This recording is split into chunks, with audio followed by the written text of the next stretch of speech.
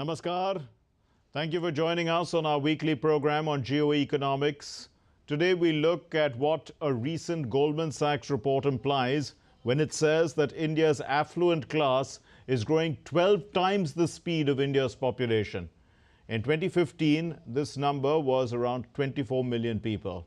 It currently is around 60 million people and is estimated to cross 100 million by the time India becomes the world's third largest economy in 2027. Even though the report looks at the threshold of 10,000 US dollars and above annual income as the entry level to this group, consumption patterns suggest that luxury goods companies are growing faster in the Indian market than other companies. We'll decode this and what it points to with two guests. Let me introduce you to them.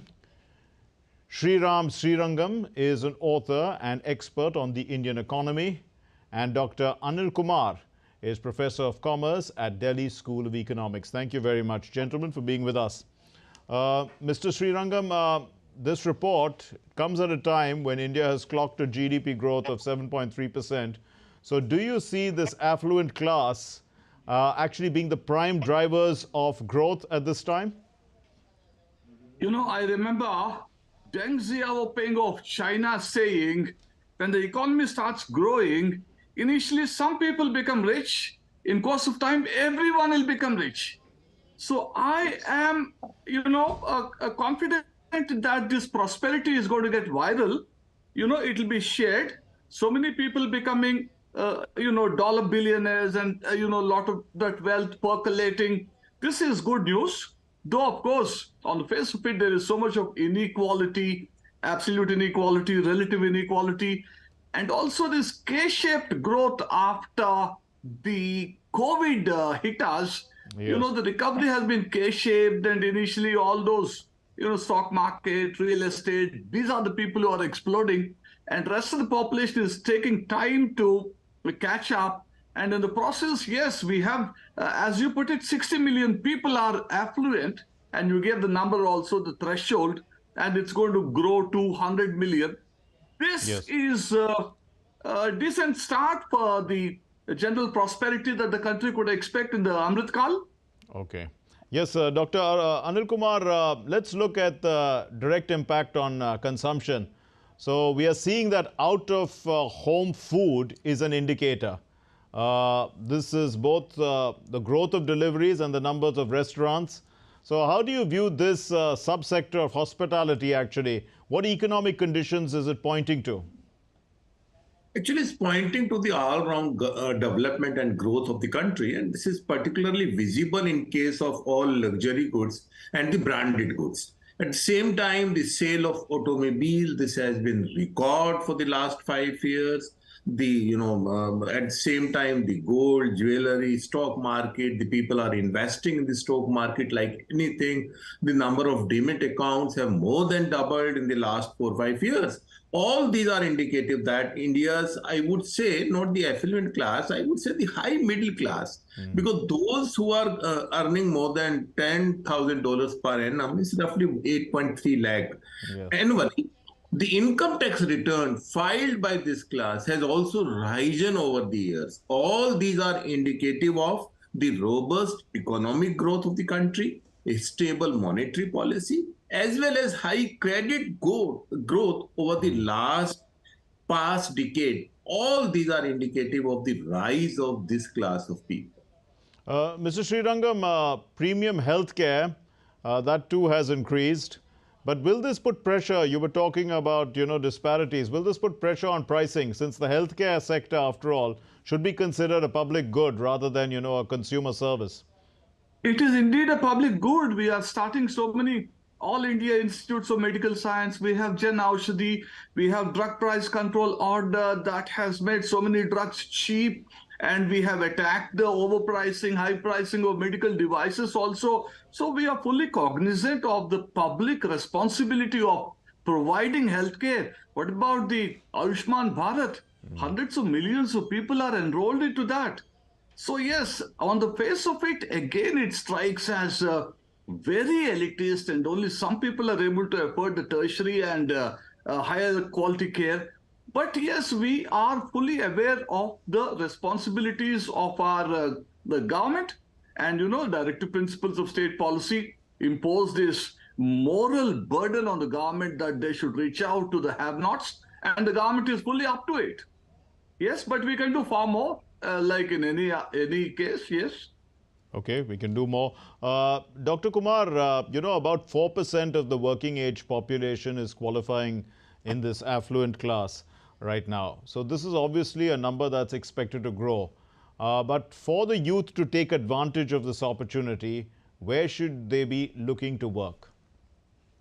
I think that all the sectors of the economy, they are expanding. In particular, I would say the high-tech sectors, the manufacturing sector, and the service sector simultaneously. I think the requirement of the time is that the youth should enhance their skill and have the education as per the requirement of the industry. And fortunately, we have National Education Policy 2020 focused on developing the skill sets of the youth. I think that these are the things which they would be employable also. And we have the Startup India also, where they can also think of starting their own business.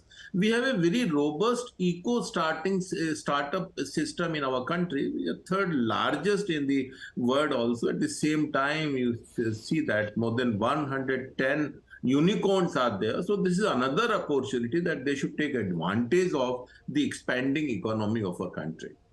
Mr. Srirangam, the report also says that there's an issue with, the spending power of the top earners and then the middle income groups.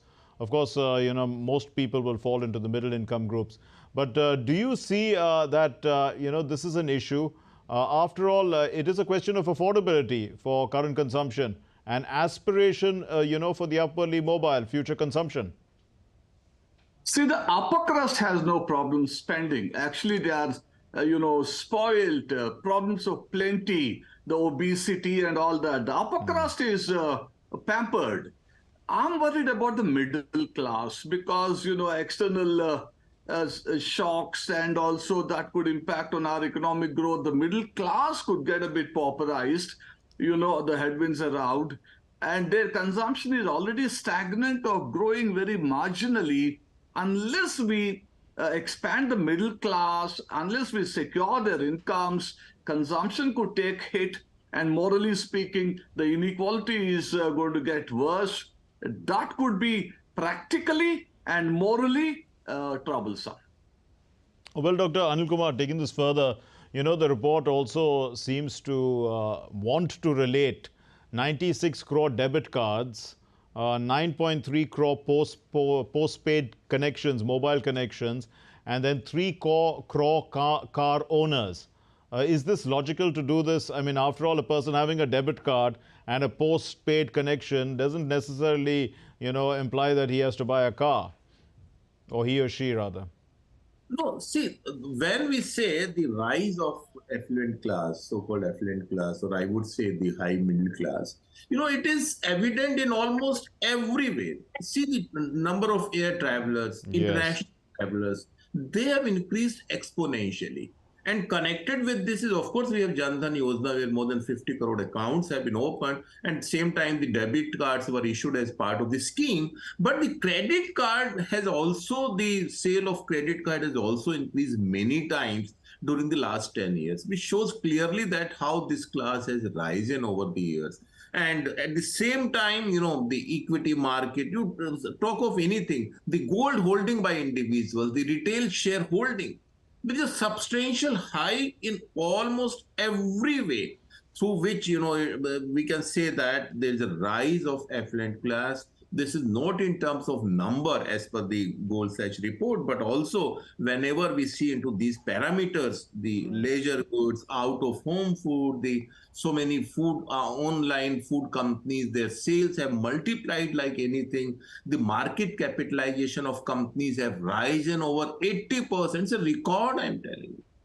Right, So indeed.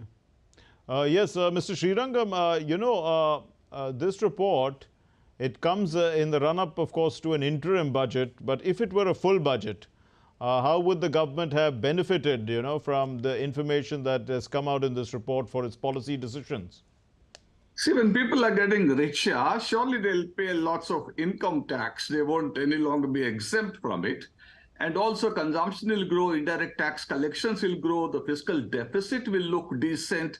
Government will be able to conform to the FRBM targets, and you could what it does to the interest rates. That will be interesting to watch because so many other factors go into it. But it's very good news for the government that people are becoming affluent. But this is not affluence at all. Actually, 60 million people. Yeah. Affluence is much, much more than this 8.5 lakh a year.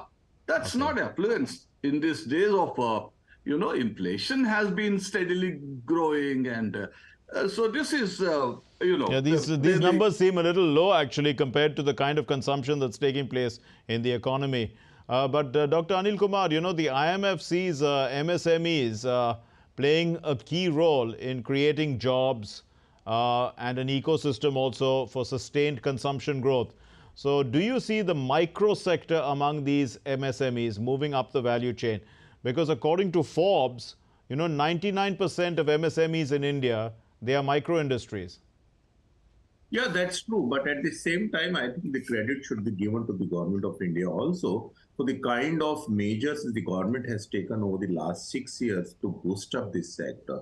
I to take some example during COVID days as part of Atmanirbhar Bharat Abhiyan, the more than I think 100 lakh crore guarantee, 10 lakh crore guarantee, the credit was allowed to the MSME units.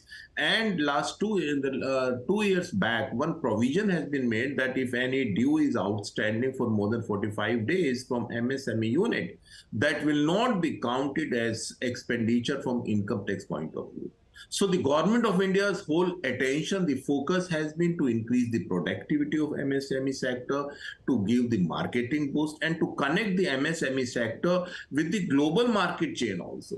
So all this has resulted not only in boosting the sales of MSME, especially the micro units, but also it is boosting, it is giving more and more employment to the people.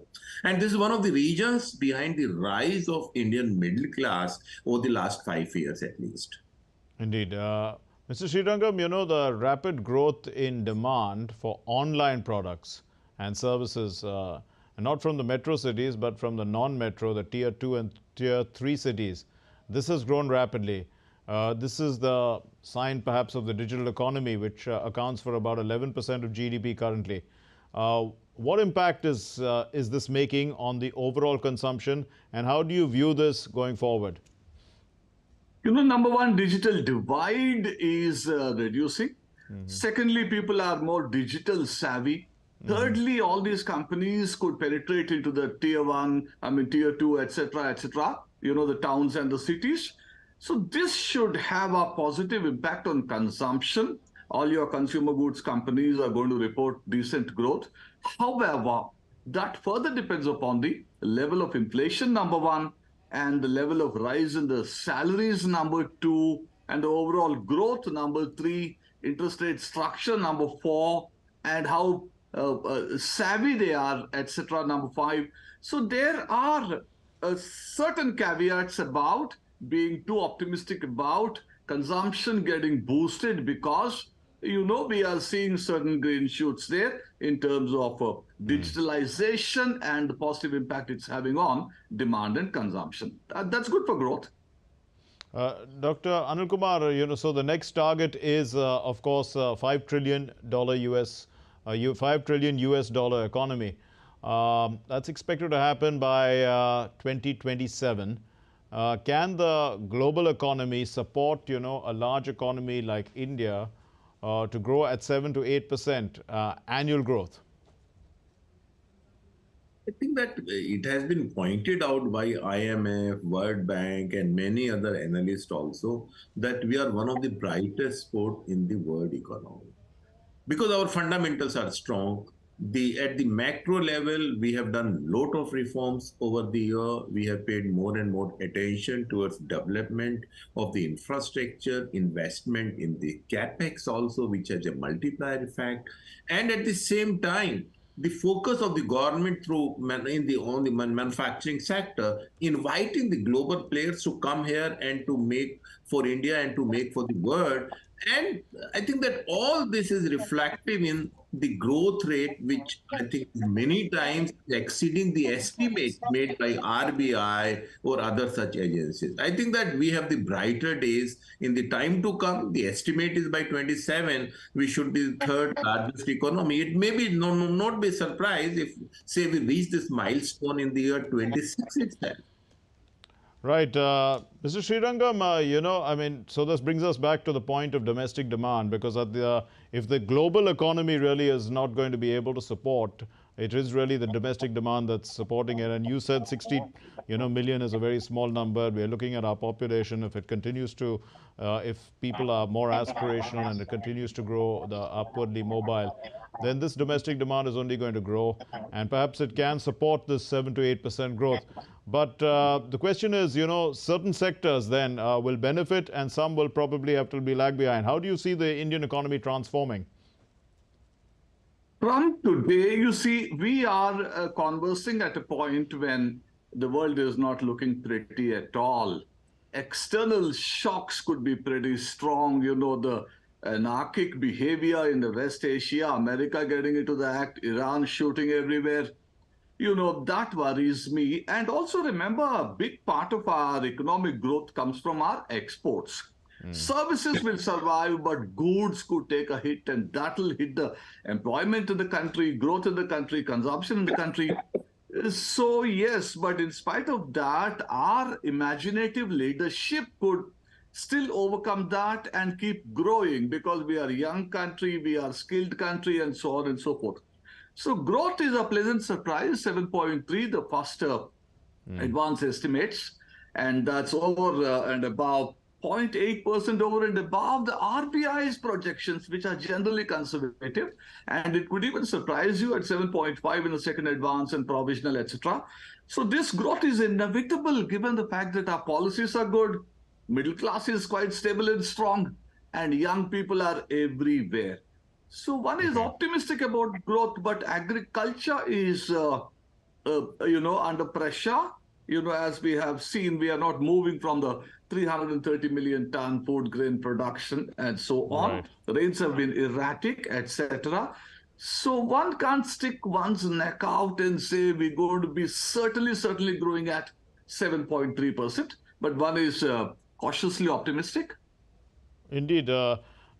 Anil Kumar, the government has put in a lot of capex, and we can see that this is going to have a multiplier effect. But the point is that, people look to own their own houses over a period of time. Real estate costs in some of the big cities are astronomical. They are outside the reach of even the higher middle class. They're really only niche people having the capacity to buy in these segments, given this kind of, the income that we're talking about. So do you see the real estate, how real estate is going to be impacted if this number grows? It's already priced high. Yeah, definitely it's going to be high pressure on the real estate. And during the last 8 years, the price of the real estate has risen like anything. This is because of the demand factor. This is not consistent with the supply. Of course, at the lower level, we have PM Awas Yojana, Gramin and Urban, where the government takes care of the substantial part of the housing cost. So that way, that class is well placed. But for this class of people, that is upper middle or affluent class, I think that because the demand, the class is rising like anything, the head count is increasing every day. So the pressure, of course, has to be there, not only on the real sector, but almost there's going to be pressure on all the industry which are connected with this. For example, there's going to be pressure on the airports, there's going to be pressure on the flights, there's going to be pressure on the railways, there's going to be pressure on the credit card, you name any sector. Yes. So there's going to be pressure on the buying of gold also, so on the durables also. So I think that we are expanding, but at the same time, our high middle class is expanding at a greater rate. So I think that the right time for the companies to come here and to make investments so that the rising demand of the affluent class can be met. What about the development of the Tier 2 and Tier 3 cities, Mr. Srirangam? I mean, could that decrease the pressure, let's say? Delhi now is, much more than a 20 million plus city. I mean, and Mumbai, of course, is on par or even higher. We can see that, perhaps satellite towns have developed around these, but is that even enough, given the kind of pressure on these big cities? Yeah, we have these schemes. Abdul Kalam dreamt of Pura, provision of urban amenities in rural areas. Our own Prime Minister, he dreams of urbanization, that is, providing the urban facilities in rural areas. And yes, there is this urban sprawl as well, and there is this effect on the nearby areas. People are ready to settle down there, so I see decent growth there. Prices are also relatively affordable. If only the government reduces the stamp duty, that's going to make it a little more affordable. But at the same time, you should understand that people are investing in gold and stock market. They're making money, and that Yes. money is helping them afford all these goods, land, house, etc. So there is some circulation there. It's not a one-way hit. Okay. So that's another concern then. I mean, I'm raising it as a concern, Dr. Anil Kumar, because there are only few people who are able to participate in this kind of, when inflation, to beat inflation, to try and make your investments work. Of course, that's the nature of the beast, in a sense, of the economy. But how does one actually make it more equitable so that we can see a trickle-down effect, so that we can see really a more inclusive growth? Yeah, it's a big challenge, and this challenge throws the opportunities also. The opportunity here is that this affluent class is rising, so it's a time, as I said earlier, it's time for the players to come here and to make investment and to make available those goods which are in demand. For example, in India, almost all the airports, major airports are revamped, their capacity is being enhanced. New airports are being opened in tier 2 and tier 3 cities also. And at the same time, this is going to be inclusive development, because after the big cities, the attention is on the tier 2, tier 3 cities, and there's Right, no doubt right. opportunities in these cities also. And the same way, all luxury goods, branded goods, all aviation sector, they are very much in demand in tier 2 and 3 cities. So that means it's an inclusive development, and that pace will continue in the time to come also. Okay, we leave it there. Thank you very much, Mr. Srirangam, author and expert on the Indian economy, and Dr. Anil Kumar, Professor of Commerce at Delhi School of Economics. Thank you for, throwing light on this interesting subject and how India's affluent class is emerging stronger and actually driving growth and opportunities as well for our country. Moving on then to our conclusion, because let's just say this, that India has many advantages to aid the growth of this aspirational class, which ultimately leads to growth in the affluent class, because India has a large and growing market. We know that. We have a youthful workforce. The policy of the government is directed towards educational reforms, towards upskilling, manufacturing, tech-enabled governance, infrastructure development, which Professor Anil Kumar was talking about, and enhanced connectivity, regional connectivity. They both spoke about airports. The affluent class is growing as part of the natural course of India's development, and the pace is only likely to pick up. Thanks very much for watching, and namaskar.